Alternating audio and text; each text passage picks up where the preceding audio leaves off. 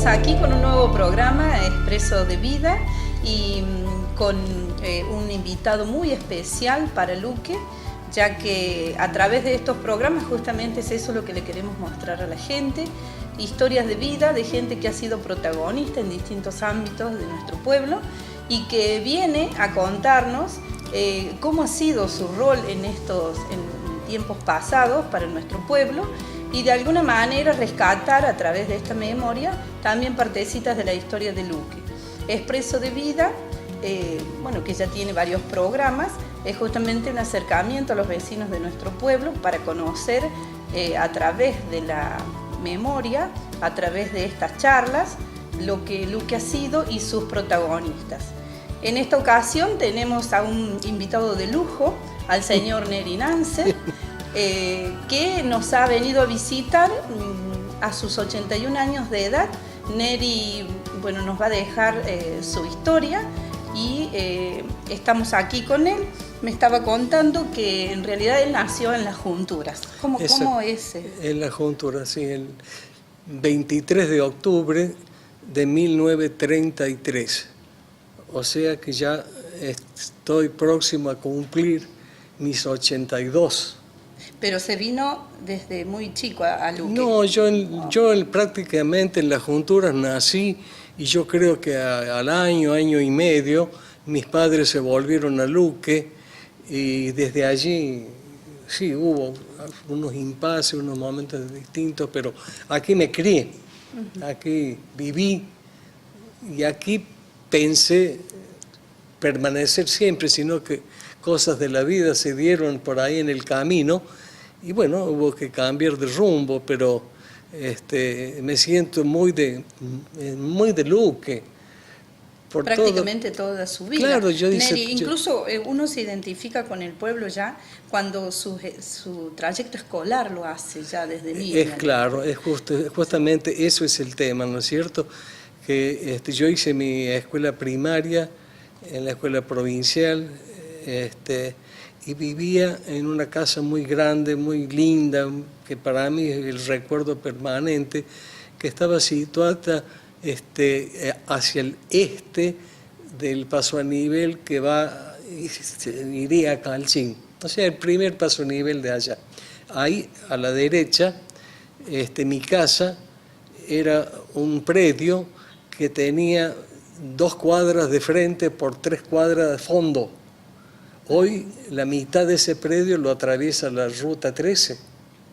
O sea que para un niño de 5, 6, 7, 8, 9, 10, 11, 12 años, eso era un mundo para descubrir. Sí, nosotros nos ubicamos de lo que fue el aserradero de Gorrini. De Gorrini. Yo me crié en la casa de los Gorrini. Ah, allí donde era, allí nomás cerquita lo del almacén de Nicoli, y después había un señor, Antonio Dalbó. Cuando yo vine a vivir ahí, cuando vinieron mis padres y me trajeron, ese negocio lo tenía un señor Yoma, un árabe, ¿no es cierto? Yoma.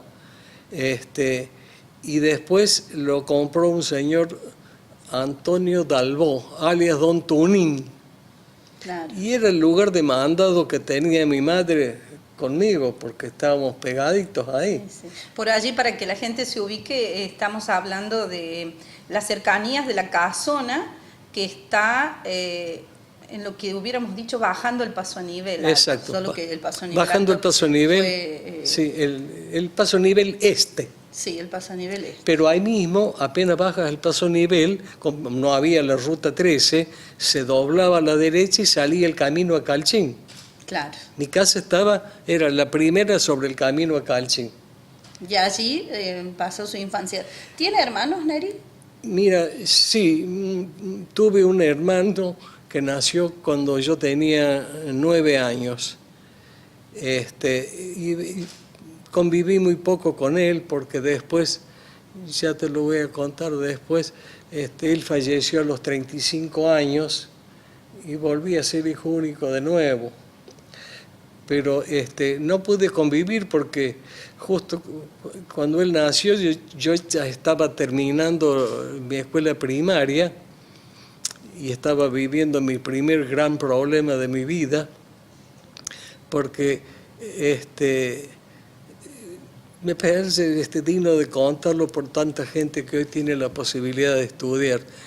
Yo cuando tuve 12 años, 11 y pico, mis padres, como era costumbre aquí, se afirmaba que si el chico no aprendía a trabajar de chico, después salía vago. Entonces me pusieron a trabajar en un negocio de ramos generales que estaba aquí abajo, acá en la esquina. Mediodía iba a la escuela primaria, estaba en quinto, y mediodía venía a trabajar.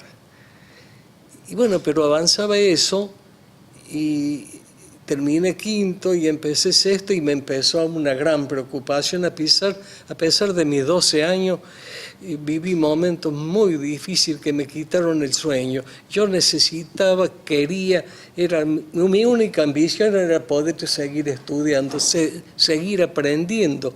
Y acá no había ninguna posibilidad y económicamente de parte de mis padres tampoco. Y entonces viví varios meses con esa preocupación intensa hasta que se dio una cosa de doble efecto. Me vino a la mente la idea de que podía irme al seminario, en la carrera de sacerdocio.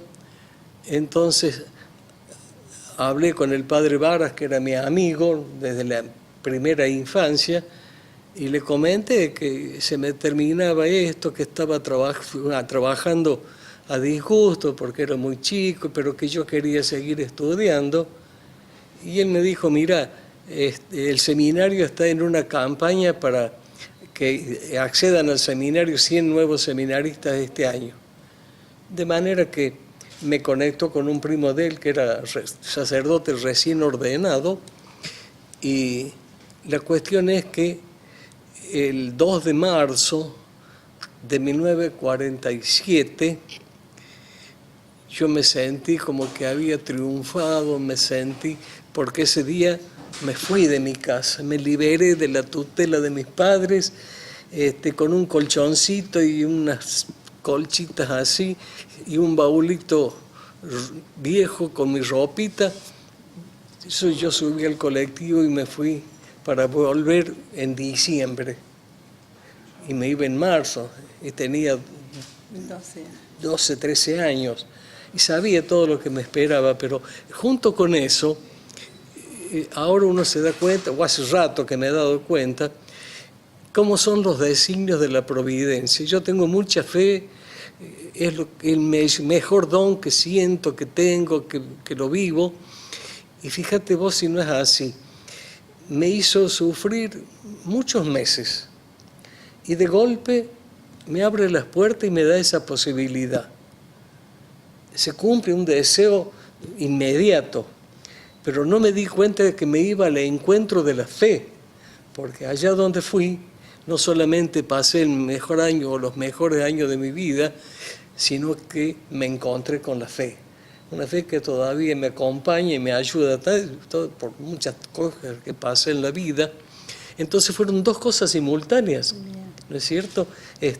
La posibilidad de que yo siguiera estudiando y la posibilidad de encontrarme con la fe, porque allá encontré, entre otros, un sacerdote que para mí fue mi segundo padre, que me enseñó muchísimo.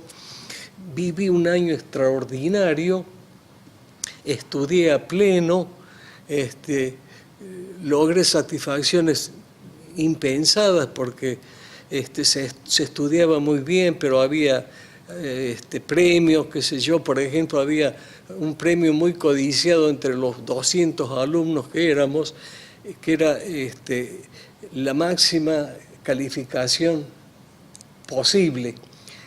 Esto significaba haber logrado un 10 en todos los exámenes, porque se rendían todas las materias, pero por unanimidad de profesores. Y bueno, yo estuve los años que estuve, me lo traje el premio, pero los padres me enseñaron a que eso no era solamente un mérito mío, sino también de la providencia que de alguna manera me había ayudado. Bien. Neri, ya vamos a continuar hablando sobre su vida en el seminario, pero de su infancia, la que deja cuando se va al seminario, ¿cuáles son sus recuerdos? Mira, a partir de los 7 años yo viví en esa casa donde estaba una infancia realmente maravillosa, porque todas las noches me acostaba cansado de jugar con mis amigos, mis compañeros de colegio, que veníamos del colegio y todos nos decíamos hasta luego porque se iban a almorzar a sus casas y luego venían a la mía y ahí jugábamos hasta la noche. Fue maravilloso, y sobre todo donde había de todo, había la casa, el eje de la casa era un predio de 60 por 80 metros que estaba cubierto de frutales y de toda vegetación posible, una casa de las que solamente había una porque eran ellos los que primero vinieron a Lucas cuando se estaba talando el monte acá. Ellos se habían ido a Buenos Aires, tenían un hijo que era médico, otro que fue un gran político en Córdoba, el doctor Gorrini. Ellos, usted se refiere a los Gorrini. Los Gorrini. Sí. Y ahí esa casa la alquiló mi padre y ahí fue mi infancia, pero realmente feliz. Y desde allí a la escuela era el callejón que le llamaban, su trayecto diario. Y yo me iba costeando el ferrocarril hasta la estación y luego ya me encontraba con otros chicos que íbamos al colegio y tomábamos íbamos hasta una casa que había más adelante de la estación del ferrocarril. Y después, como era todo baldío, cruzábamos un campito y ya llegamos a la escuela. Claro, el trayecto de lo que hoy es la calle Santa Fe. Exactamente. Y un parte de la Córdoba, ¿no es cierto? Claro. Sí, y a la vuelta ya nos veníamos juntos y se hacían grupos, todos los que iban hacia el primer paso nivel por las vías del ferrocarril, comentando todas las cosas que se comentan en esa idea, que me quisiera acordar, porque veníamos charlando de muchas cosas. Y después llegábamos al paso nivel, chao, hasta luego, hasta mañana. ¿Qué amigos recuerda de aquella infancia? Y de aquellos tiempos estaban unos chicos Blázquez, que eran hijos que eran los menores de don Laureano Blázquez, había unos chicos Conti, había unos chicos Maidana que vivían más hacia el sur, y recuerdo mucho a un chico Lastra. ¿Sabes por qué? Porque el papá vivía donde hoy se está haciendo un nuevo barrio que estaba conversando recién, y el papá era relojero y era como un experimentador. Y yo ahí en la casa de este chico, que iba él a mi casa, yo a la de él, escuché por primera vez una radio galena. Era una radio que no tenía más que una piedra y unos alambres de cobre, y se escuchaba radio. Claro. Nunca más supe de esa familia, pero son los que más recuerdo. Y por supuesto los compañeros de curso. Entre los compañeros de curso estaba quien fue mi esposa durante 50 años. Fuimos compañeros de curso. Estaba Neri Oscar Roveri, mi tocayo, el Coco. Éramos compañeros de curso. Unos chicos Guibaudo, Romano, Aide Zavala, una chica Aladio. En fin, gente que quizás estoy omitiendo lo más importante, pero que era un grupo lindo, homogéneo, y bueno, eso cuando lo complementé con la posibilidad de poder jugar a pleno. Sí. Y en relación a su afán por estudiar, ¿qué es lo que lo marca en la escuela o ya desde la casa? Esta predilección por el estudio que usted dice que ya cuando iba a terminar la escuela primaria sentía esa necesidad de estudiar más. Primero porque estaba trabajando en mediodía totalmente a disgusto. Lo hacía porque me mandaban. pero segundo, porque no sé, una necesidad innata de aprender más, no me podía conformar, porque ya me veía yo a futuro, un empleado de comercio de acá en esta esquina, hasta que, no sé, y yo no me conformaba con eso, porque es muy digna la actividad del empleado de comercio, pero no te deja tiempo para nada. Es decir, eso no me conformo nunca, y fue una obsesión. Yo tenía obsesión por estudiar, y cuando allá en el seminario llegaba fin de año, me daba cuenta de todo lo nuevo que había aprendido. Y ahí aprovechaba a dar gracias a quien correspondía. ¿Recuerda sus años su época de comunión, de catequesis, de doctrina? Sí, por supuesto, sí. Sí, somos los que en mi época ya nos juntamos todos los chicos por ahí de ese sector para ir a la novena de nuestro patrono San Ignacio, y nuestra catequista fue doña Deidamia Luque, hermana de un sacerdote que fue muy amigo mío también, párroco de Marcos Juárez. Vivía ahí en esa casa que ahora creo que hay una panadería frente a la policía. Sí, cruzando. Era la casa de los Luque. Ella tenía un hermano que se llamó el padre Juan II Luque, y ella era la catequista principal. Otra señora, Ingaramo, hermana de las familias Ingaramo que después vivieron tantos años acá. Y esas dos personas las recuerdo nítidamente, doña Deidamia, que nos preparó y nos llevó a hacer la primera comunión con unas reglas muy estrictas entonces, que ya ni siquiera corren, pero fuimos siempre de muy allegados a la iglesia, a la parroquia. El padre Luque venía a pasar sus vacaciones en enero acá, y todos los días después de su misa nos llevaba a su casa y hacíamos una rueda de mate, y ahí conversamos horas con él, porque era muy agradable. Bien, vamos a hacer una pequeña pausa, luego seguimos con esta historia de vida que está muy interesante, pero antes queremos agradecerles a todos los sponsors que se adhieren para que Expreso de Vida tenga justamente este lugar. Ya volvemos.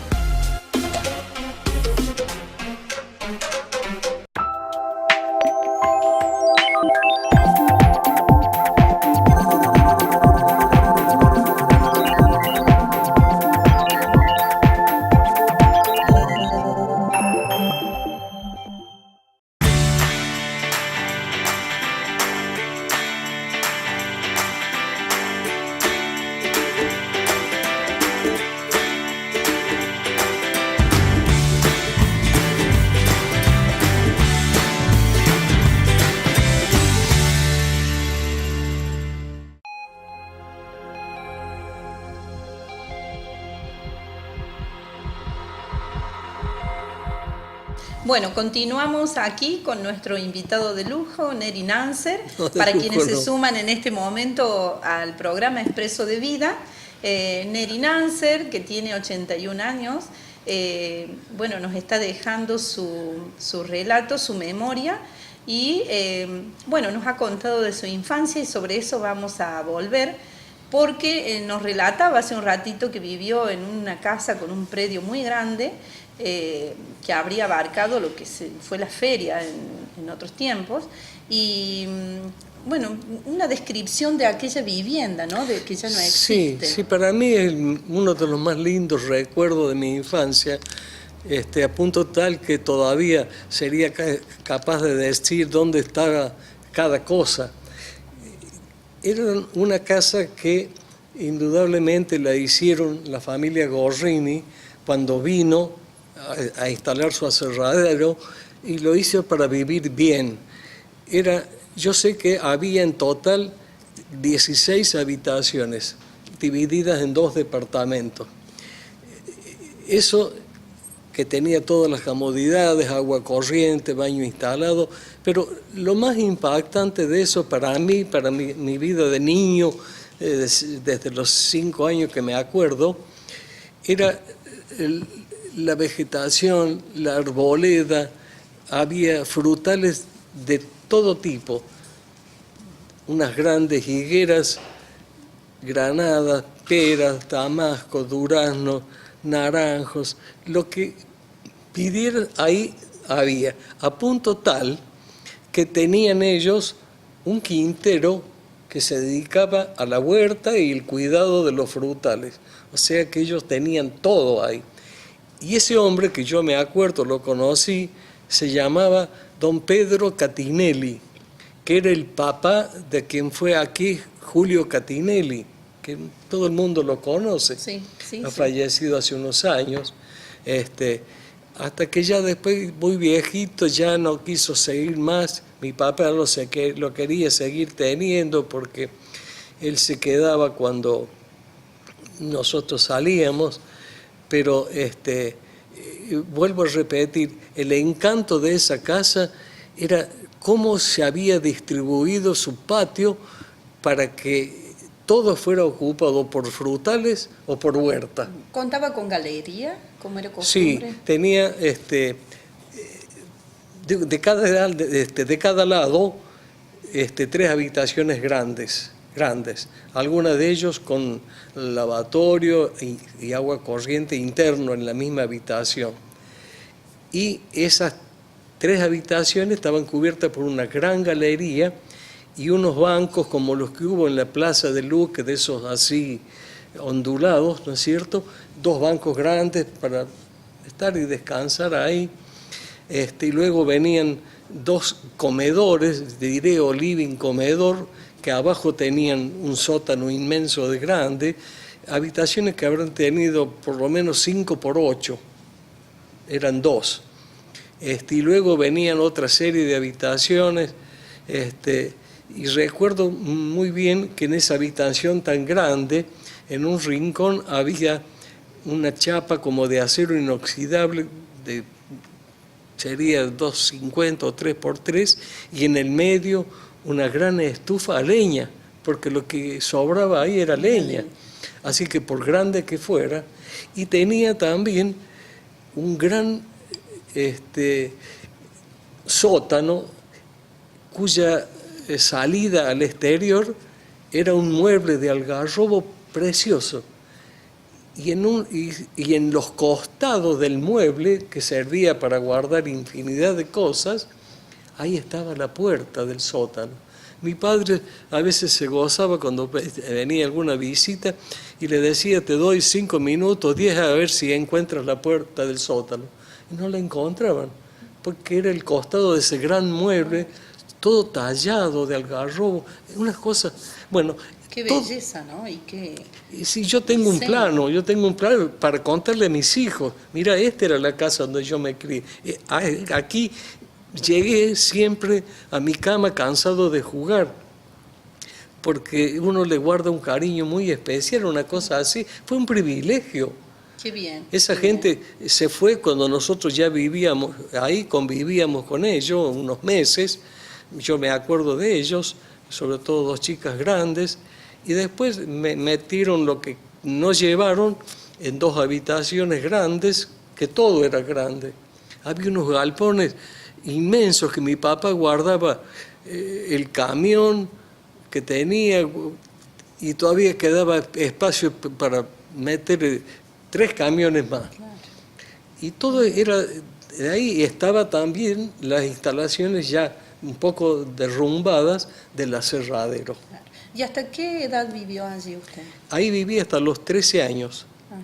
Y recién pensaba cuando mencionaba a sus amigos, a los niños, digo, ¿cómo se habría esperado las fiestas, ¿no? La Navidad, las fiestas religiosas de fin de año? Sí, mira, no eran al estilo de hoy, ¿no es cierto? Pero siempre hubo la intencionalidad de reunir la familia. Por lo menos el grupo más cercano, eso se distinguió siempre. Yo recuerdo que se mantenía el regalo a los niños, del niño Dios y de los reyes. A Dios gracias no existía Papá Noel, existía el niño Dios, que me parece que es mucho más lógico, más justo. Y bueno, en realidad tradicionalmente era el momento en que se reunía la familia. Y como siempre también la gastronomía, que no es la que correspondía en realidad, pero no, en ese sentido, por supuesto que no había pirotecnia, no existía, por supuesto, pero fue siempre un motivo de reunión. Claro. ¿Y cuál es la anécdota del regalo de Reyes Magos? ¿De alguna... Le decía recién que a mí siempre no me fallaron nunca. Una vez le pedí no sé qué cosa a los reyes y me trajeron una ropa porque se ve que las finanzas no andaban muy bien. Me enojé tanto con los reyes, les dije tantas cosas, ¿no es cierto? Entonces se ve que al año siguiente le pedí un juego de bochas, pero bochas lindas quería, porque con esto íbamos a jugar con mis amigos a la tarde, íbamos a la mañana al colegio. Bueno, y me trajeron un lindo juego de bochas, y jugamos hasta la noche. Jamás perdimos una bocha, nada. Y hasta que ya no se veía la bocha, ahí ya parábamos. También se celebraba Año Nuevo, así como ahora. Exactamente Sí, igual, exactamente igual. Entonces, bueno, después yo me fui y no sé qué se hicieron las bochas, ni me acordé nunca más.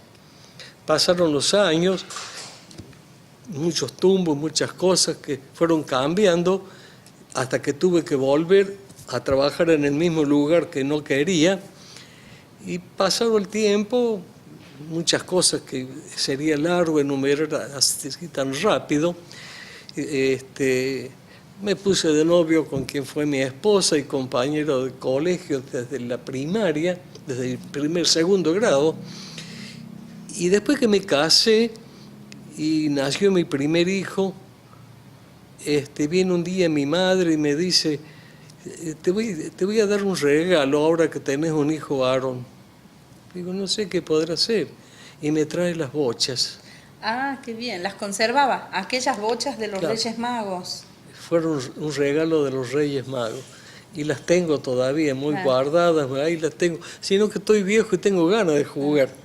Y por ahí me cuesta agacharme ya. Sí, acá se juega mucho a las bochas. Sí, eso, es que nosotros con mis compañeros de colegio, pero jugábamos de una forma tal que ahora cuando los veo a los chicos horas y horas tras el celular o la notebook o lo que fuera, y yo les digo, esos chicos no se cansan de jugar, porque no es la actividad física. Bueno, son otros tiempos, hay que reconocer.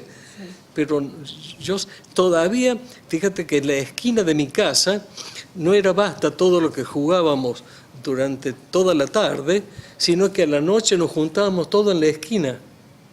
Y recién a las 11 o 12 de la noche, cuando nuestras madres pegaban el grito, volvíamos a nuestras casas, quedaba a bañarnos, a asearnos, a acostarnos, y así era el otro día. Entonces, es una plenitud de vida, una plenitud de vivir como uno, me parece que corresponde a esa edad. Claro.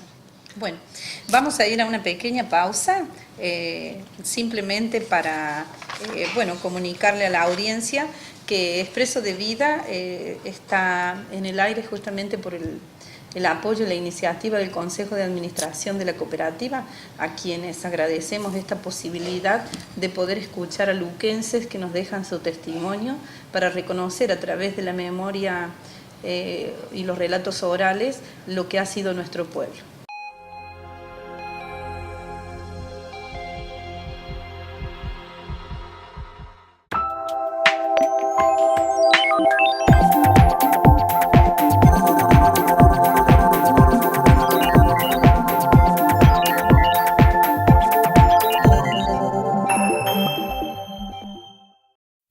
El nivel de saneamiento de una comunidad revela su nivel de desarrollo. En Luque, la cooperativa llevó adelante la obra de cloacas y brinda actualmente el servicio de saneamiento, lo cual ha permitido mejorar la calidad de vida de todos los vecinos. Si aún no estás conectado a este servicio, acércate a la cooperativa para que te informen al respecto. Cooperativa de Servicios Públicos y Sociales, Luque Limitada. Más servicios, más beneficios.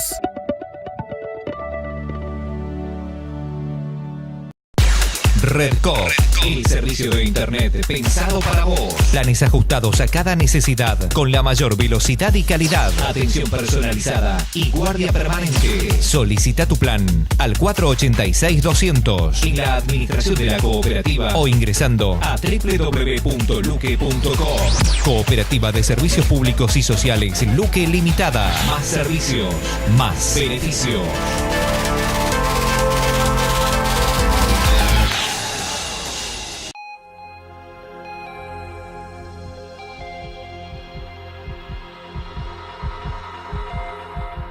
Bienvenidos a este tercer bloque de Expreso de Vida y bueno, seguimos charlando, conversando con Neri Nanser y de alguna manera, bueno, sus historias, como tiene tanta memoria, son muy atrapantes y bueno, mi deseo es preguntarle especialmente de algún recuerdo sobre Luque que más le haya quedado de su niñez. Neri, ¿qué es lo que más recuerda del pueblo en sí, cuando usted era chico? Mira, sobre todo que el pueblo era tan distinto, era tan pequeño en realidad, pero para nosotros nos parecía enorme. Y recuerdo muchos personajes que se han olvidado. Estoy escribiendo algo, porque hay personajes que no se pueden olvidar, pero a medida que aparecen, decir, lo que yo estoy escribiendo ahora en mi notebook, carecen de todo orden, claro. Porque a medida que me acuerdo, ¿no es cierto?, tenía sus personajes clásicos. Seguramente por vivir así en una localidad chica, lo que ha sido el movimiento en el ferrocarril. Ah, mira, justamente ahí hay un detalle que a mí siempre me llamó mucho la atención. Fueron las épocas de cosecha. Acá había grandes cosechas de trigo que realmente transformaban el pueblo. El pueblo en la época de cosecha, mediados de octubre, noviembre, era en todas sus tardes de pleno sol, como un día de hoy, lo único que sentías de los alrededores de Luque era el ruido de los motores de las cosechadoras que estaban cosechando el trigo y aprovechando que estaba seco, se podía trillar bien, trabajaban hasta alta hora de la noche, tenían su propia luz, no sé, y ese rugido de los motores en los trigales a mí me dejó un recuerdo que cierro los ojos y lo escucho. Y después venía el otro espectáculo más grande, que era el traer la cosecha al pueblo. Venían unas chatas que tenían una rueda como de 1,5 metros de alto, que tenían un crujir muy especial, que tenían 8, 10, 12 caballos atados, que tiraban, pobrecitos, para llevar esa chata llena de bolsas de trigo. Y allá arriba, en un asiento, manejando los caballos, el italiano que venía a traer su cosecha al pueblo.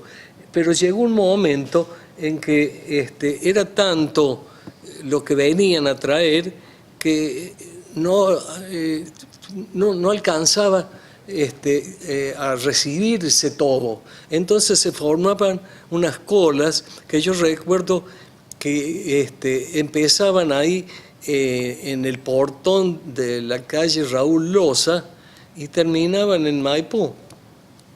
Sí, en el año 2010, cuando fue el centenario de Luque, tuve oportunidad de conversar con mucha gente así sobre otras épocas, y doña Estrella Martín Claro. Ella me decía esta frase, ¿no? Que me gustó mucho. Dice, yo cierro los ojos y me parece escuchar las chatas que llegaban, dice, al ferrocarril Claro. con las bolsas de cereales. Claro, porque... Desde la madrugada, dice que se sentían. Es claro, porque las chatas que tenían sus ejes sin rulemanes, a veces un poco gastados, con el movimiento propio de las calles de tierra, tenían un crujir especial, un ruido que vos lo distinguías. Esa es una chata que viene cargada. Y si se iba vacía también te dabas cuenta por el ruido. ¿No es ¿Marcaba a la colonia Minetti el eje de ese trabajo? Sí, ¿O también otras no, zonas? Sí, no, la no, colonia del no, sur. la colonia Minetti, y recién los primeros campos hasta donde le llamaban la línea vieja, que es un camino que va entre Luque y Capilla del Carmen, pero ya hay menos. Pero la parte fuerte de las cosechas de trigo era todo esto desde la salida acá del club hasta 2 leguas, o sea, 10 kilómetros o más, donde había unos colonos que siempre cosechaban mucho, se llamaba la familia Galopo. Eso eran de tener grandes cosechas, lo mismo que los Cavallo, pero entre Luque y aquellos había 20 colonos, 20 familias que tenían, eran mixtos sus campos, sus chacras, un promedio de 200, 250 hectáreas, y con ellos vivían, sacaban leche, criaban terneros y sembraban una parte de trigo y lino. Yo recuerdo un dato que te lo voy a dar porque me parece que yo era en el año 50, de nuevo en Luque, cajero en este negocio que estaba acá en la esquina. Y a su vez, por la amistad con la familia Luque, era corresponsal del diario La Prensa de Buenos Aires. Y me mandaban todos los días el diario gratuitamente. Yo lo recibía en la medida que andaba, cuando había noticias importantes me lo robaban al diario y no llegaba, pero siempre lo recibía.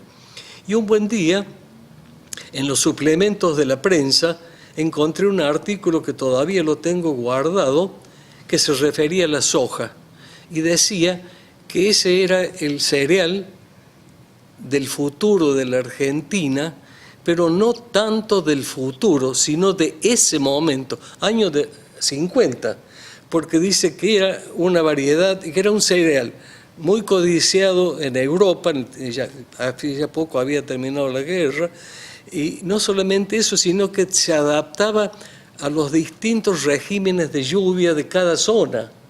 Y entonces yo me entusiasmé y digo, bueno, yo voy con esto. Así que lo recorté al diario y me vine a trabajar. Y cuando venían los colonos les mostraba. Y se me han reído tanto en la cara. Me decían, mira, este pobre inocente piensa que acá vamos a sembrar soja. Esto es para trigo y lino, dice, no te hagas ilusiones. Eso es para allá, para la zona de Buenos Aires. Y ya no puedo volver a hablar de esos viejitos amigos que se me reían tanto, así que lo guardé, el recorte lo tengo todavía por ahí, y fíjate lo que es la realidad. Se ve que la soja era así. Sí.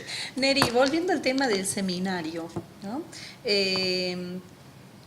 ¿Cuáles son los mejores recuerdos que le quedaron de sus años y cuándo toma la decisión de dejar el seminario? Mira, lo mejor que recuerdo es la posibilidad de estudiar organizadamente, la disciplina, una disciplina que se inculcaba, que no se imponía.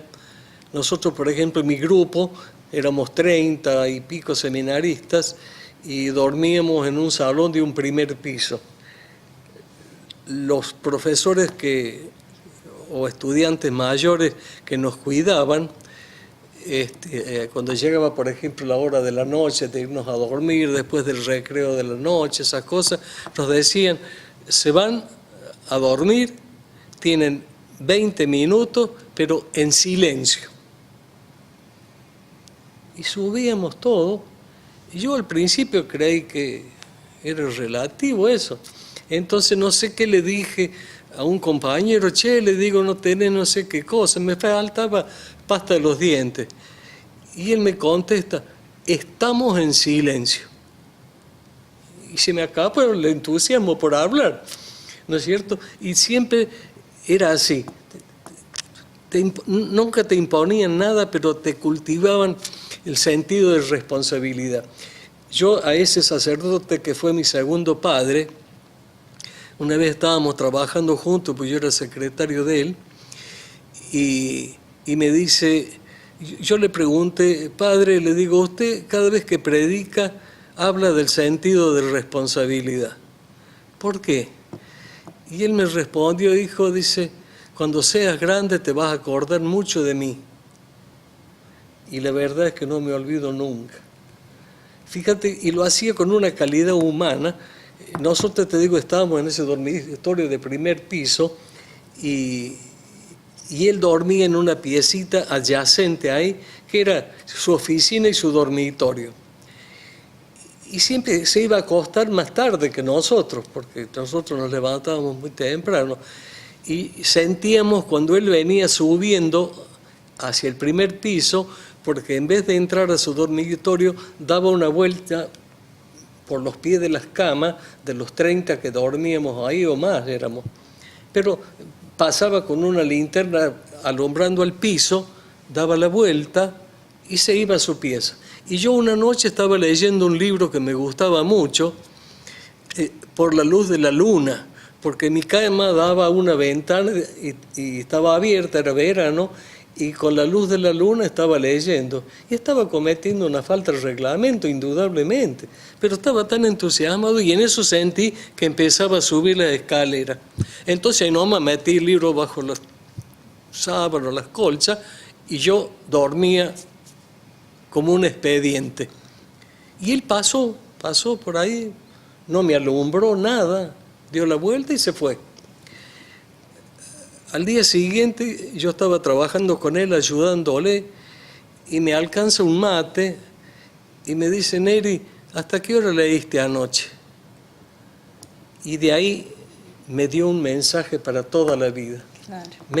Me explicó tantas cosas, pero así, con un sentido de caridad. O sea, que yo lo que más admiro de esos años fue el sentido de responsabilidad, la caridad que había entre nosotros, el respeto. Vos te levantabas, por ejemplo, del comedor un día por cualquier cosa y cuando volvías tenías 2 postres. Era alguien que se había privado del de él y te lo había puesto ahí, como un acto de solidaridad. Neri, estoy recordando que usted tuvo la oportunidad de vivenciar como seminarista la llegada, el recibimiento al párroco que fue de Luque por muchísimos años, el padre Patiño. ¿Nos puede relatar su vivencia, su mirada en aquel tiempo? ¿Cómo fue esta llegada del padre Patiño? Mira, más allá de un cariño profundo que siento por él, porque he hablado mucho con él, lo conocí mucho. Yo estaba estudiando latín una tarde en el seminario, era una de las lecciones que a mí por ahí no me gustaban mucho. Yo tengo la gramática latina que todavía la guardo y tiene un letrero grande que dice no estudio más. Y se ve que ese era mi estado de ánimo. Y yo estaba estudiando latín y viene el rector del seminario y me dice hijo, deja nomás la clase, anda, prepárate, porque vamos a ir a Luque, te voy a llevar, porque se hace cargo mañana el nuevo cura párroco. Así que yo cerré mi libro de latín y me fui, junté mi ropa, me puse mi sotana, porque andaba de sotana, y nos vinimos a Luque y se hacía cargo el padre Patiño, ahí lo conocí. Es decir, lo había conocido muy de paso, que había ido al seminario, porque tenía un auto muy lindo, una Coupe Chevrolet, modelo 47, por ahí, preciosa, y me habían dicho que estando acá, fue a celebrar una misa a las junturas y se le prendió fuego en el camino y se sentó al borde del camino a ver cómo se quemaba. Y yo le dije, padre, no intentó nada. ¿Y qué querés que hiciera? Me dice. Bueno, pero ahí fue cuando se hizo cargo el padre Patiño. Ahí lo conocí. Vinimos, me trajeron mi rector, el delegado del arzobispo, que era Monseñor Domingo Bonaparte, el canónigo, y fue un festejo bárbaro porque hacía muchos años que distintas comisiones pedían un sacerdote acá, o sea, la conversión en parroquia de una capilla adyacente y dependiente de Villa del Rosario. Ahí lo conocí, fue una fiesta muy linda, yo recuerdo perfectamente las homilías que se recitan, y lo vi con la alegría que ve un chico seminarista, su nuevo párroco, y lo vi tan simple, tan humilde, que después con el tiempo corroboré todo eso. Fue una ceremonia multitudinaria porque nuestra iglesia parroquial estaba completa, ¿no es cierto? Imagínate semejante acontecimiento. Y él, con toda su sencillez y simplicidad, parecía que como si no tuviese, no es que no le daba importancia, es que él era así, era de una humildad, pero esa humildad verdadera, no la falsa humildad, ¿no es cierto? Que a veces, él era así porque él, después, con los años me visitó, fui muy amigo de él, conversamos mucho, hablamos mucho, nos contamos cosas que realmente era de hombre a hombre. Y yo creo que para mí fue un santazo porque a pesar de todos los errores que seguimos teniendo todos, a pesar de todas las estupideces que cometemos como humanos, yo sé que él en el fondo, él tenía una idea fija. Él sabía que era sacerdote. Y él sabía que como sacerdote tenía la misma capacidad de salvar almas que el cura o el papa, porque las facultades sacerdotales son las mismas. Entonces él dice, que a mí me ordenaron de lástima, porque soy muy duro de cabeza, decía, yo me dedico a eso, a salvar almas. Por eso es que cuando lo buscaban a él para atender a un enfermo, fuera la hora que fuera, salía chocho, a él le encantaba ir, y siempre iba y el enfermo lo recibía bien, aunque hubiera sido un anticatólico toda su vida. Él tenía esa virtud, él entraba y llegaba, y siempre con esa meta. Yo, como sacerdote, puedo lo que puede el que más sabe. Bueno, vamos a hacer una breve pausa, pero los invitamos a ver un clip sobre Neri Nanser y ya volvemos.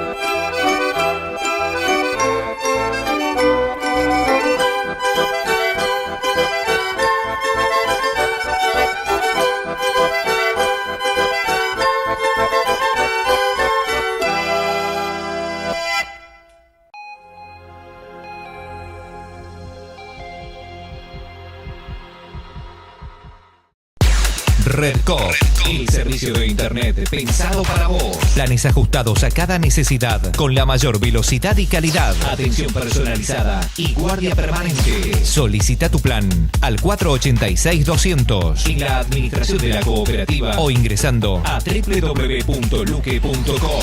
Cooperativa de Servicios Públicos y Sociales Luque Limitada. Más servicios, más beneficios.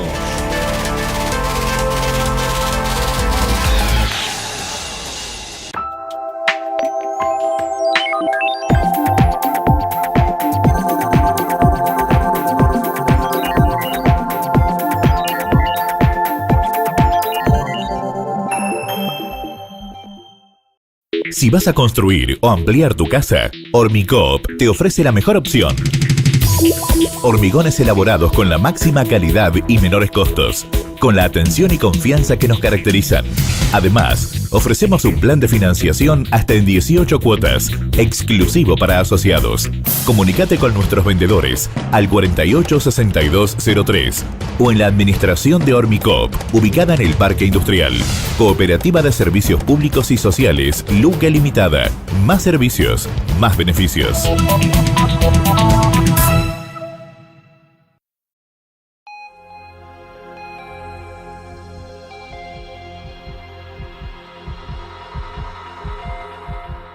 Bienvenidos a este nuevo bloque de Expreso de Vida y por supuesto le agradecemos especialmente a toda la gente que está allí detrás en su casa escuchando a Neri Nanser, el estar acompañándonos para captar lo que ha sido el pasado de Luque a través de un luquense que ha querido muchísimo a su pueblo. Y bueno, Neri, volviendo al tema de su vida en el seminario, le había preguntado hace un ratito cómo decide o en qué circunstancias decide dejar el seminario y ya quedarse en Luque nuevamente. Bueno, para mí es muy simple. Vuelvo a ver ahí la mano de Dios. Yo estaba cursando ya tercer o cuarto año de latín y me tomó no sé si era una gastritis o una úlcera. El seminario estaba pasando por un mal momento, las comidas eran muy feas. Y ahí nomás cuando en una carta a mi madre le dije que me dolía el estómago, ahí se fue disparando. Como ellos en el fondo nunca quisieron que estuviera lejos de casa. Pero fue y me trajo a Córdoba, me hizo ver con un especialista famoso por cuenta del seminario. Y bueno, tenía una gastritis y me dio un tratamiento muy estricto y le dijo a mi madre que eso no lo podía hacer con la comida de un internado. Luego me tuve que venir a mi casa y estuve 6 meses en esto hasta que me dieron el alta. Y en ese momento, en todo ese periodo, ahí pensé mucho, tuve muchas dudas. Hablé mucho con el padre Patiño también, porque se me planteó una disyuntiva, ¿no es cierto?, una opción. ¿Qué me gustaba más o para qué me sentía más capaz? ¿Para el sacerdocio o para formar una familia? Y la verdad que la idea de formar una familia prevaleció ampliamente.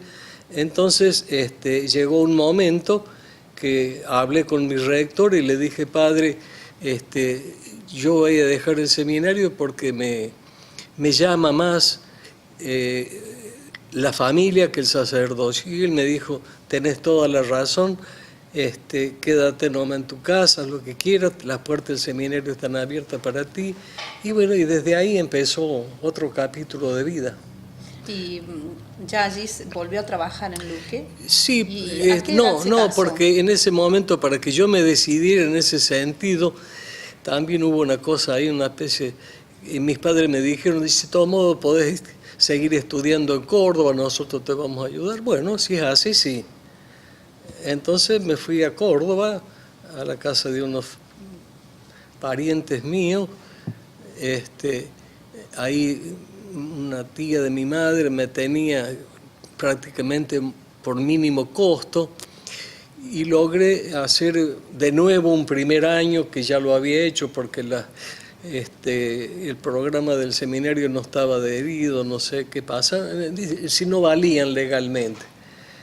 Pero cuando llegó noviembre, que yo por supuesto ya había eximido todas las materias, se me cortaron los víveres y ahí entré a caminar mi ciudad de Córdoba llorando y me tuve que venir a mi casa a trabajar en el mismo negocio con el mismo gerente a quien tanto yo temía. ¿Por circunstancias económicas?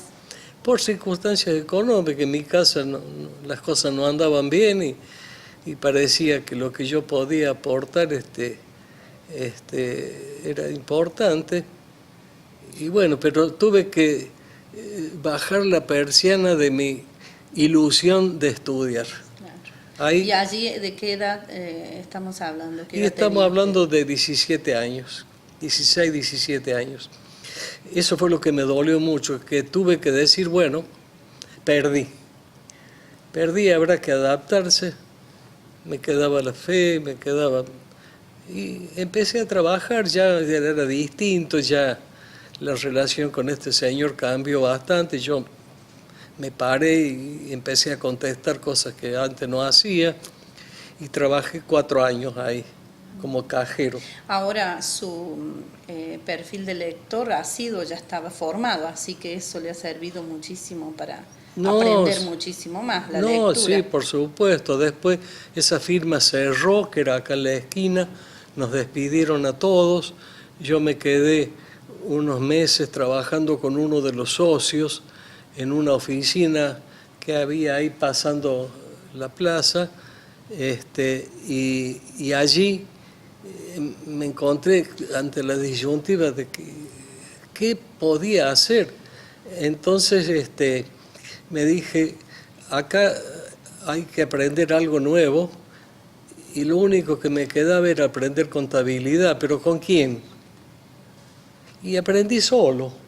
Empecé a tomar los libros viejos de apertura de una SRL. El hombre que estaba conmigo, el socio gerente, me ayudó, me decía, vos cuando no entiendas algo, pregúntame. Él sabía mucho. Y bueno, y en unos 6 meses más o menos alcancé a tener nociones de contabilidad, que fue con lo que me gané la vida hasta ahora. Neri, ¿en qué año se casó usted? Yo me casé en 1957. Y ya en el 58, fin del 58, ya tuve que empezar a trabajar en la cooperativa. Bien, vamos a hacer una pequeña pausa y ya volvemos con Expreso de Vida.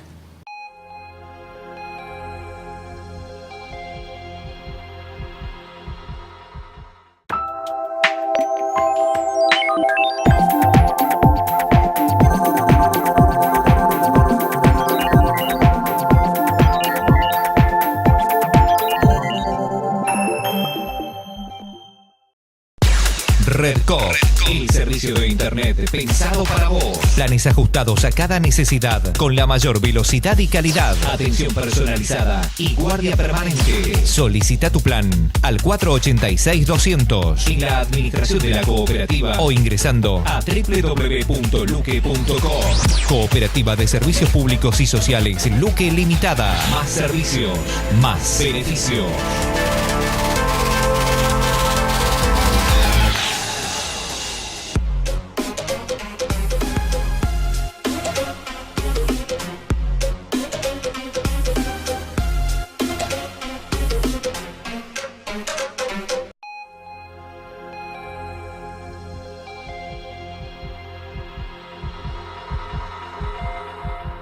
Bienvenidos al último bloque de nuestro programa Expreso de Vida.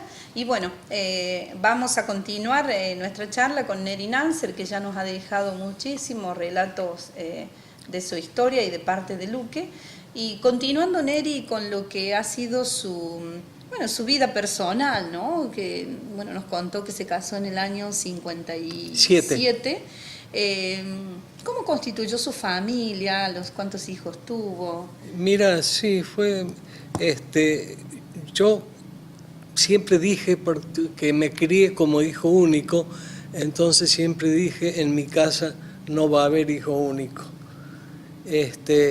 Luego nos casamos con mi primera esposa, Ana Aide Roveri, y nos fuimos de viaje de boda a Pampa de Achala, al Colegio José María Liqueno, que es un lugar maravilloso, porque yo tenía mucha relación con el cura que me administraba ahí. Y después él me llevó a Brochero para terminar los días de viaje, y estando con mi esposa viendo el museo brocheriano que hacía poco que se había abierto, de repente nos miramos y nos dijimos juntos, bueno, si nuestro primer hijo es varón, se va a llamar José Gabriel, como el cura Brochero. Y bueno, Dios bendijo una vez más estas cosas, nació José Gabriel, así se llamó, y después vinieron 2 hijas mujeres. Bueno, y cuando ya las cosas estaban por definirse, ya creíamos que una familia estaba bien así, de repente tenía 7 años, se me enfermó José Gabriel y tuvo una enfermedad fatal como todo este cáncer, un cáncer de colon, hicieron una operación exploratoria y me dijeron que no tenía vida, que tenía 2 meses de vida, que le diera lo que me pidiera porque más de eso no iba a soportar. Sufrió terriblemente grandes dolores, pero hay un hecho que quiero destacar. Todas las tardes venía el padre Patiño a visitarlo. Había días que estaba mejor o días que estaba peor, pero el padre Patiño venía y siempre lo visitaba. Y un día nos hizo seña para que nos retiráramos de la pieza a mi esposa y a mí. Y bueno, nos retiramos y esperamos en la cocina, diré. Al rato salió el padre Patiño y nos dice, mañana José Gabriel va a hacer la primera comunión en su cama. Ya lo he convenido, él es consciente, sabe lo que va a recibir, así que mañana a esta hora vengo con el santo viático. Y bueno, al día siguiente vino, asistimos ahí nosotros a esa primera comunión tan anormal, diré, y ocurrió un hecho muy singular. Ya le quedaban no muchos días de vida, pero cada vez que él recibía la Sagrada Eucaristía, José Gabriel se quedaba 1 hora, 1 hora y media, como extasiado, sin dolor, no reclamaba medicamento para el dolor, y después poco a poco volvía otra vez a eso. Ese es un hecho que se me ha quedado muy grabado, ¿no es cierto? Y bueno, después, como siempre, la providencia que no se deja ganar nunca en generosidad, me mandó 2 hijos varones más, de los cuales lamentablemente el más chico se me ha muerto hace unos años, con 33 años de vida, que me hizo tambalear más de la cuenta. Yo lo tenía a José Gabriel como mi santo protector, porque a través de él he conseguido cosas inimaginables que yo las considero prácticamente milagros. Y yo no es por jactancia, quizás ni tenga por qué decir esto en este momento, pero cuando se me enfermó Darío, que tenía 33 años y un chiquito ya, yo llegué a pedirle a José Gabriel que le dijera a Dios que me cambiara a mí, que ya estaba hecho por la vida de mi hijo, pero ahí me falló. Se ve que la providencia tiene sus designios y yo sé que mi hijo está mejor que yo y que todos nosotros, porque tengo fe, porque es lo único que ahora realmente agradezco a mi Dios. Y bueno, y mi familia está unida, mi esposa falleció como consecuencia de la muerte de su hijo, grande ya.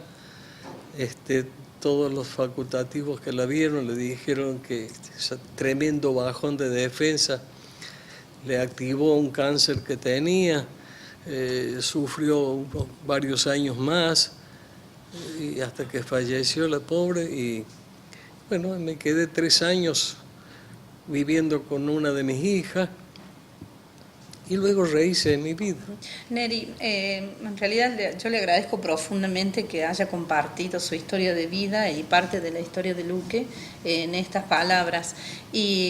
Pero me gustaría decirle a la audiencia que Neri Nánzer estuvo 22 años como gerente de administración de la Cooperativa de Servicios Públicos, desde que la cooperativa era de Luz y Fuerza, ¿no? Sí. Hasta los principios de los años 80. Pero también Neri Nánzer fue 7 años intendente de nuestro pueblo. Por lo tanto, aquí vamos a dejar este primer programa con Neri, pero los vamos a invitar a ver otro próximo programa donde él ya nos va a contar su faceta de hombre público, ¿no? Aquí en Luque. Que una de las cosas que a mí me gusta destacar de cuando usted fue intendente es que empezaron a tener nombres las calles, ¿no? Que lo vamos a hablar en el próximo programa. Y bueno, ahora le vamos a agradecer a todos los que han estado escuchando este programa Expreso de Vida, y también le vamos a agradecer a Neri de parte del Consejo de Administración, otorgándole un pequeño presente, símbolo del programa. Agradeciéndole que nos permita compartir su historia. Es que esto es al revés, porque el agradecido soy yo. Brindarle esta oportunidad a esta altura de mi vida. Para nosotros es muy importante, especialmente para las nuevas generaciones, que conozcan a los hacedores de nuestro pueblo. Miren, no, pero es que no tiene... Bueno, miren qué maravilla. Qué cosa linda. Bien. Ahí está el símbolo del programa. Con el ¡Qué maravilla! logo. Y así, de esta manera, vamos a dar por finalizado Expreso de Vida y el agradecimiento a Neri Nánzer, y los invitamos, como dije recién, a ver el próximo programa